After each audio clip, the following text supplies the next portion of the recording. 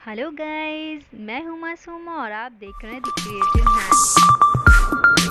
I hope आप लोग घर पर सेफ होंगे। चलिए मैं चलती हूँ अपने चैनल की तरफ बिना देर किए हुए। अगर अभी तक आप मेरा चैनल सब्सक्राइब नहीं किए हैं तो प्लीज़ प्लीज़ प्लीज़ मेरा चैनल सब्सक्राइब करें और हाँ, वहाँ पे एक बेल आइकन भी है, उसे हिट करना ना भूलें। मेरा वीडियो पसंद आए तो लाइक शेयर कमेंट्स ज़रूर करें। शुरू से लेकर आखिरी तक मेरा वीडियो ज़रूर देखें।